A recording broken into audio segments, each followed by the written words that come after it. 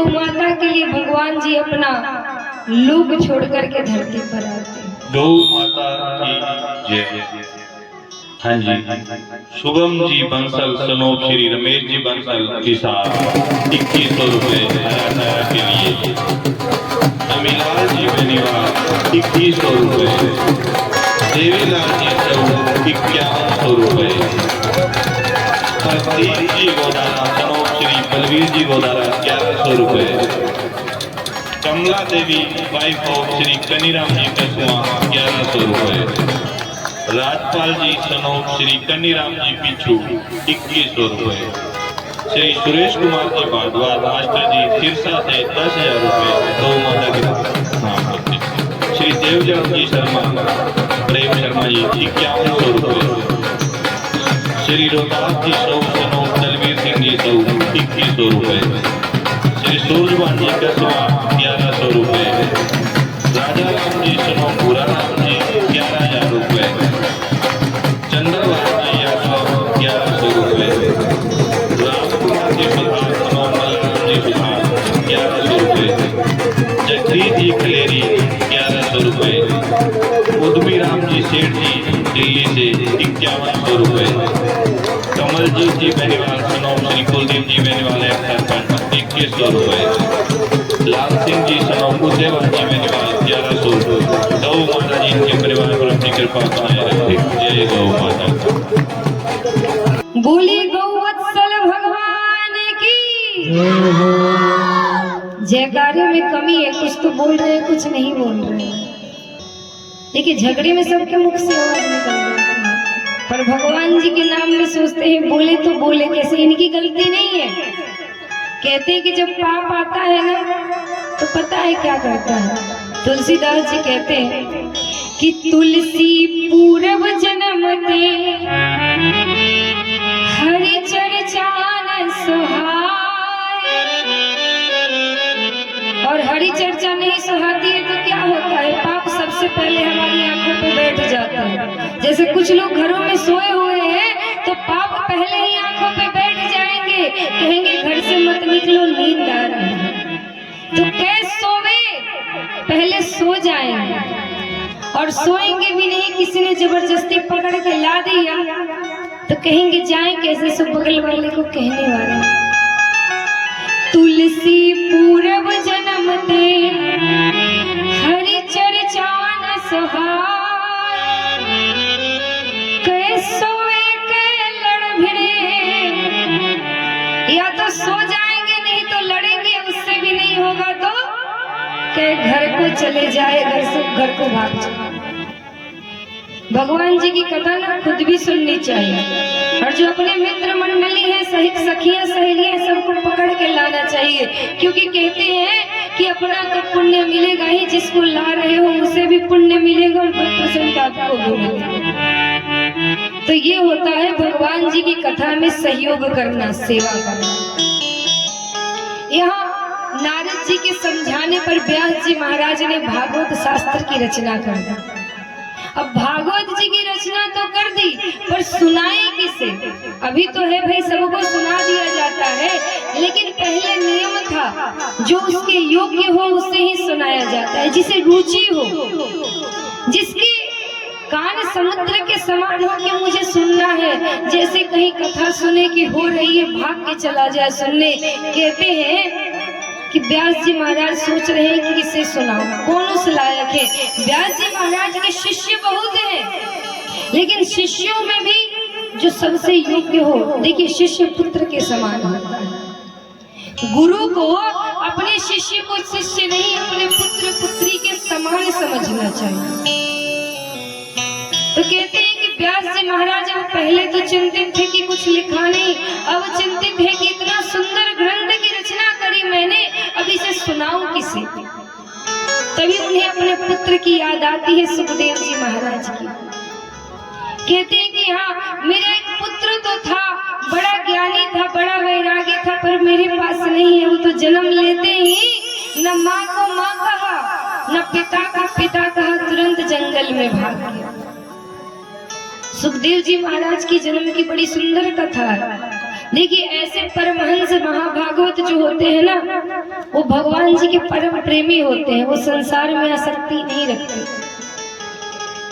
और जिन्हें भगवान जी अपना लेते हैं वो संसार में रहता ही नहीं है, संसार से अलग होकर के रहता है। एक संत ने लिखा है कि जो भगवान जी से सटा वो दुनिया से हटा, जो दुनिया से सटा वो भगवान जी से हटा। यानी भगवान जी से रहना है तो दुनिया उसे सुहाएगी नहीं। ये सुखदेव जी कोई सामान्य नहीं है, ये गोलोक धाम में सुखदेव जी जो है ना, वो भगवान श्री कृष्ण जी का अपना धाम है, गोलोक धाम।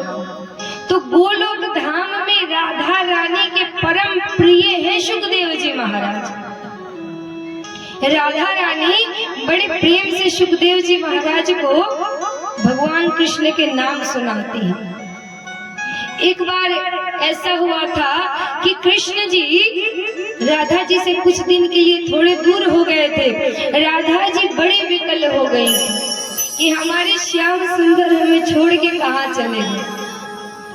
अब अपने संदेश श्याम सुंदर के पास कैसे पहुंचाए, तो सुखदेव जी को बुलाती है, और सुखदेव जी जो तोता है उस समय तोते के रूप में, इसलिए शुक मतलब तोता होता है। तो उन्हें सुखदेव जी महाराज को लेकर के कहती है, अपने मन के जो प्रेम है, जो भाव है, वो सुखदेव जी महाराज को सुनाती है, और सुनाकर कहती है कि ये संदेश हमारे श्याम सुंदर के पास पहुंचा दीजिएगा। जब राधा कृष्ण जी का मिलन होता है तो राधा जी कृष्ण जी से कहती है कि प्रभु ये जो तोता है ना, ये मुझे बड़ा प्रिय है, क्योंकि जब आप नहीं थे तो यही एक माध्यम था जिससे मैं अपने मन के भाव को आप तक पहुंचाता। कृष्ण जी से राधा जी कहती हैं कि प्रभु हम धरती पर शुक को भेजते हैं, और जैसे ही ये शुक, जब मैं आपके पास नहीं थी, मैं आपसे दूर थी, तो मेरा संदेश आपके पास पहुंचा करके, आपके संदेश हम तक पहुंचा कर मेरे हृदय की वेदना को कम करते थे। ऐसे ये धरती पर चले जाए तो आपकी कथा का प्रचार करें प्रभु। तो सुखदेव को धरती पर भेजना है। कृष्ण जी ने कहा कि हाँ, आप बात तो किशोरी जी सही कह रही हैं, और वही कृष्ण जी की कृपा से सुखदेव जी महाराज धरती पर आते हैं। एक दिन ऐसा होता है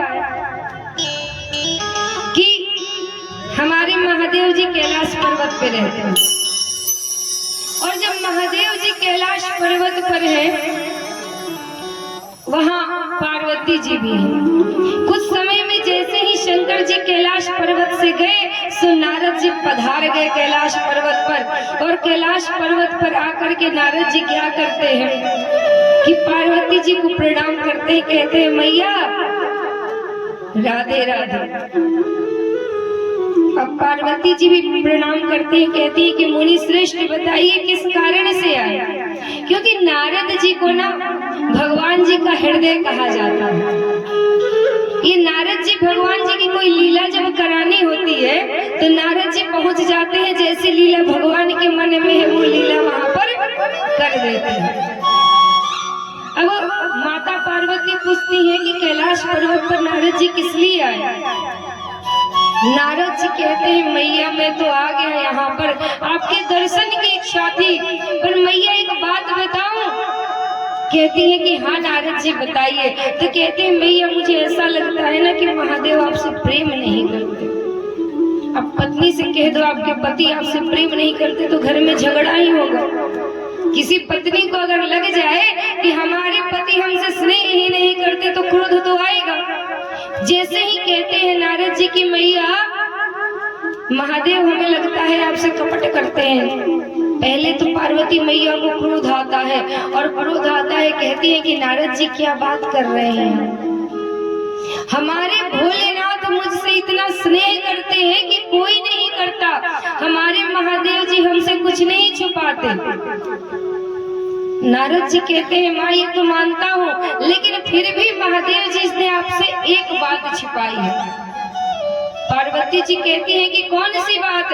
तो बोलते हैं कि मैया एक बात बताओ, महादेव ने कभी आपको बताया है कि उनके गले में जो माला है किसकी है। भाई किसी से बहुत प्रेम करते होंगे उसी की माला धारण किए रहते हैं। उसके शरीर के जाने के बाद भी उसके मुंडों को भगवान छोड़ नहीं रहे, इतना प्रेम करते हैं। अब आप है फिर भी किसी के नरमुंड धारण किए हैं, बताइए आपसे प्रेम कहाँ रहा। अब माताओं को जैसे पता चल जाए कि हमारे पति किसी और से स्नेह करते हैं, हमसे नहीं करते, तो क्रोध आता है। ये कथा देवी भागवत में भी ऐसी एक आती है। एक बार ऐसा होता है कि लक्ष्मी जी भगवान नारायण जी के चरण दबा रहे थे। अब जब चरण दबा रही थी तो भगवान नारायण जी लीलावश लक्ष्मी जी के मुख को देखते हैं और मुख को देख करके हल्का सा हंस देते हैं। कहते हैं कि सात्विक राजसी तामसी तीनों शक्तियां विद्यमान होती हैं माताओं में, स्त्रियों में। कब कौन सी शक्ति प्रकट हो जाए कोई नहीं जानता। अब भगवान जी देख के जैसे हंसे, लक्ष्मी जी में तुरंत तामसी शक्ति प्रवेश हो जाती है और मन में सोचती है कि आज नारायण भगवान हमारा मुख देख के हंस क्यों दिए, क्या मेरा मुख उन्हें पसंद नहीं आ रहा, या हमसे बढ़िया मुख इन्होंने देख लिया है जो हमारे मुख को देख के हंसी आ रही है। अब एक बात मन में आए ना तो ऐसी कई बातें मन में भरती जाती हैं, ऐसा हो सकता है, वैसा हो सकता है, ऐसा हो सकता है, और इतना बड़ा हो सकता है कि बहुत बड़ा कुछ हो सकता है। कहती है कि अरे जब मेरा मुख देख के हंसी आई, कोई और पसंद आ गई, कोई और पसंद आ गई, किसी और से विवाह कर लेंगे, फिर घर में लेके आएंगे, अरे ये तो सौत लाएंगे घर में, फिर सौत के साथ रहना तो बड़ा दुखदाई होता है। इससे अच्छा मेरे पति ही ना रहे। तुरंत उन्होंने शाप दे दिया कि आपका सर कटे। और इतनी बड़ी बात यहाँ नारद जी झगड़ा लगा रहे हैं कि भगवान किसी से बहुत प्रेम करते हैं, जो उसके माला है गले में, आपसे बात छुपाई कि किसकी माला पहनी है, आप पूछिए। अब नारद जी तो झगड़ा लगा के चले गए। भोलेनाथ जी जब कैलाश पे आते हैं, भोलेनाथ जी पूर्व से आते हैं, मैया उनको देखती है तो तुरंत मुख पश्चिम घुमा देती है। भोलेनाथ जी पश्चिम जाते हैं तो मुख उत्तर घुमा देती है। कह रहे हैं देवी बात क्या है, अभी तो कुछ समय पहले आप बड़ी प्रसन्न थी, अभी इतना बात क्या हो गया जो आप उदास लग रही हैं, क्रोधित लग रही हैं। पार्वती जी कुछ जवाब नहीं दे रही, जिधर से भोलेनाथ आते हैं उधर देखती ही नहीं। अब कहते हैं भोलेनाथ देवी कहीं नारद जी तो नहीं आए थे। कह रही प्रभु नारद जी के बारे में मत बोलिएगा, नारद जी हमारे गुरु हैं। देखिए गुरु की निंदा कभी सुननी नहीं चाहिए। कहती हैं कि हाँ नारद जी आए थे और उन्होंने सही कहा। भोलेनाथ कहते हैं क्या सही कहा, तो जो आपने किया वही कहा। कहते हैं क्या किया, तो कहते हैं कि प्रेम का नाटक तो हमसे करते हैं और गले में माला किसके धारण की है कभी बताया है मुझे। कहते हैं कि देवी आपने पूछा है जो मैं बताऊं। अब तो इनको पता चल गया गलती हमारी है, मैंने पूछा ही नहीं। तो कहते हैं आपने पूछा नहीं तो मैंने नहीं बताई। ये ठीक है, अब पूछती हूँ, अब बताओ ये माला किसकी है। कहते हैं भगवान जी देवी इसमें तो कुछ आपके भी नरमुंड है, कुछ मेरे परम प्रेमी भक्त हैं उनके। कहती है कि मेरे नरमुंड, कहते हैं हाँ आपके। तो कहती है कैसे, यानी मैं बार बार मरती हूँ। कहते हैं भोलेनाथ की हाँ बार बार मरती हूँ, और बार बार आप मरती हैं, फिर भी जब आपका जन्म होता है तो मैं आप ही से विवाह करता हूँ। देखिए भोलेनाथ और माता पार्वती का जो गृहस्थ है ना, वो आदर्श गृहस्थ कहा जाता है। शिव जी का जो प्रेम है ये पुरातन प्रेम है। भले सती जी ने शरीर त्यागा और दोबारा जन्म लिया, जितने जन्म लिए उन्होंने सिर्फ उन्हीं से विवाह किया, चाहे पार्वती में हो चाहे सती जन्म में, सिर्फ उन्हीं से विवाह किया, किसी अन्य से नहीं किया। तो कहती है पार्वती जी की प्रभु एक बात बताइए, आप नहीं मरते, मैं बार बार मरती हूँ, आप क्यों नहीं मरते, वो कारण बताइए। शिव जी कहते हैं देवी मैंने अमर कथा सुनी है। कहती है कि अमर कथा फिर मुझे क्यों नहीं सुनाते। कहते हैं कि चलो सुनाते हैं, पहले आस पास देख लो कोई है तो नहीं। पार्वती जी हर जगह देखती हैं तो उन्हें कोई नहीं दिखता। जानते हैं जब ये कथा सुनानी थी ना, तो भगवान जी ने शिव जी ने जो गले में वासुकी नाग की माला लपटे रहते हैं, वासुकी नाग, उन्हें भी उतार देते हैं। शीश पे गंगा जी रहती है, गंगा जी को भी कभी कहीं दूर रख देते हैं। तब ये कथा सुनाते हैं। आस पास कोई नहीं रहता है, लेकिन पार्वती जी हर जगह देखती है, दिखता तो कोई नहीं है, लेकिन एक अंडे के रूप में वहाँ पे सुखदेव जी महाराज रहते हैं। अब पार्वती जी उन्हें देख नहीं पाती और अमर कथा सुनने बैठ जाते हैं। जब अमर कथा सुनाते हैं, कहते हैं कुछ समय बाद पार्वती जी को निद्रा आ जाती है। अब पार्वती जी को निद्रा आ जाती है, अंडे फोड़ के यहाँ सुखदेव जी महाराज निकलते हैं और तोता जो होता है ना, आप जो कहे वैसे ही बोली बोलता है। अब शिव जी कह रहे हैं और यहाँ पार्वती जी सो गई और वो जो हुंकारी भर रही थी, सो सुखदेव जी महाराज हुंकारी भर रहे हैं। शिव जी को लग रहा है कि पार्वती जी कथा सुन रही हैं और जैसे ही कथा विश्राम होती है, शिव जी उठते हैं, तब तक पार्वती जी की नींद टूटती है। कहती है कि हाँ महादेव बताइए वहाँ के बाद क्या हुआ। कहते हैं कि कथा पूरी हो गई, आप वहीं अटकी हैं, आपने नहीं सुनी तो कथा किसने सुनी। जाते हैं, देखते हैं सुखदेव जी महाराज हुंकारी भर रहे हैं। तो शिव जी त्रिशूल उठाते हैं और त्रिशूल उठा करके कहते हैं कि सुखदेव जी के पीछे लग जाते हैं। यहाँ सुखदेव जी जाकर के व्यास जी की पत्नी के श्वास के रास्ते उनके गर्भ में प्रवेश कर जाते हैं। शिव जी त्रिशूल लेके खड़े हैं। व्यास जी महाराज कहते हैं कि भोलेनाथ, कारण क्या है, ये त्रिशूल लेकर क्यों आए हैं। भोलेनाथ कहते हैं कि मैं चोर का पीछा करते आया हूँ। कह रहे हैं व्यास जी महाराज की चोर कहाँ चोरी की। शिव जी कह रहे हैं मेरे घर में चोरी की। व्यास जी महाराज कहते हैं प्रभु, हमने तो सुना है कि देते तो आप सब कुछ है, लेकिन आपके घर में कुछ रहता नहीं है। शिव जी को कहा गया है ना, भवन में भांग धतुरोई आंगन। अरे आपके घर में तो कैलाश पर्वत है, भूत रहते हैं, प्रेत रहते हैं, अब कौन से सोने के महल बने हैं जो चोरी करके लाएंगे।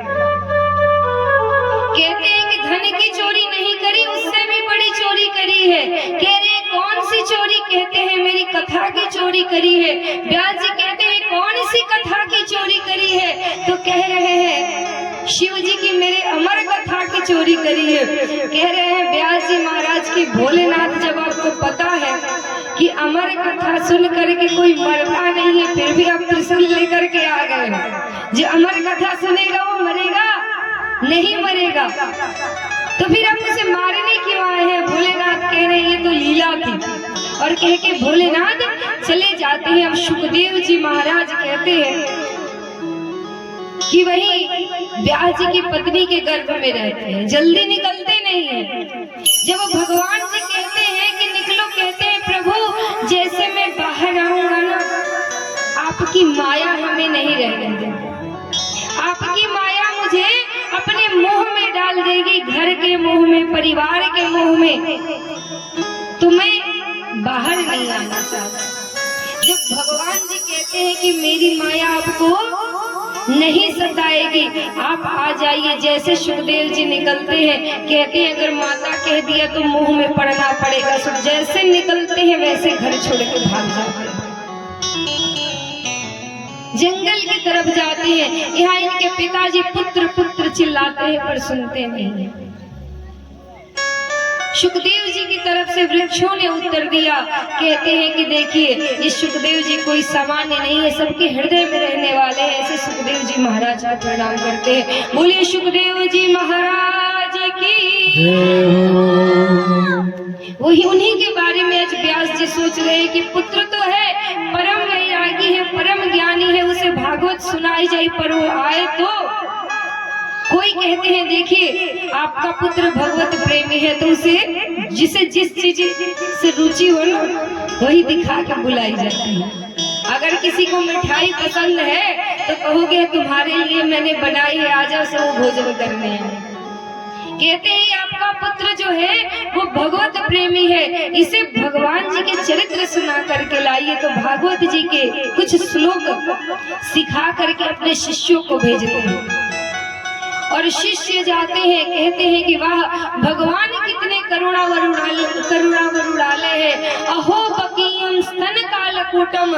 जिस पूतना ने अपने दूध में जहर मिला करके उन्हें पिलाने आई थी, उस पूतना को भी उन्होंने माता की गति दे दी। उन भगवान से दयालु कौन हो?